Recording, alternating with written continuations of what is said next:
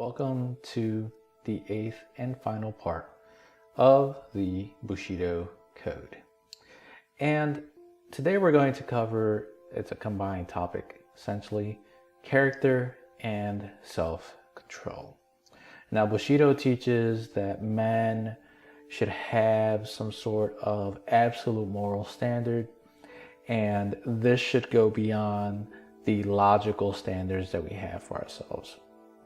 And no matter what we oftentimes can justify our actions by, the Bushido Code oftentimes will go and call us back to what is right, and what is wrong.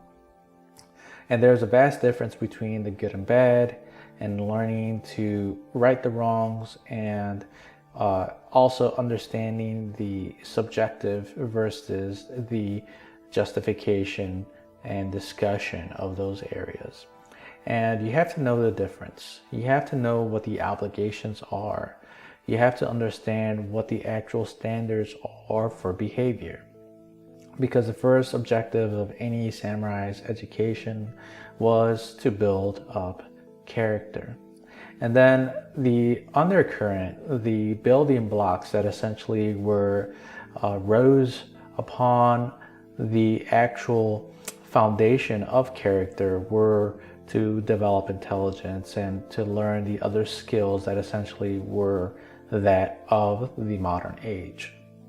So it's something that oftentimes we as people need to really call upon and to learn about, because at the end of the day, we as human beings have to be able to understand why our actions happen and then to hold them within a logical stream of standards, knowing which one is going to be intellectually superior, and also understand how we have taken action before, and if we need to correct it, then to course correct. We can also go and look at the virtues of Bushido through the areas that were developed by the men that lived it. So learning about the deep faults that you have as a person oftentimes would allow you to reveal your gifts instead. So there's a very big, vast comparison and network that goes into this, and I know that I've kind of touched the base of what the Bushido Code is. But I want you to go and think about one big question here, and understanding all the characteristics within the 8 sections that we have gone and made. Understanding how to apply them is how you go and develop the ability to live this code. So the lesson is more about timing and development than anything else. Timing and development is what allows you to develop character, and it allows you to develop self-control. What may be right for when you're in a certain instance or situation may be wrong in another.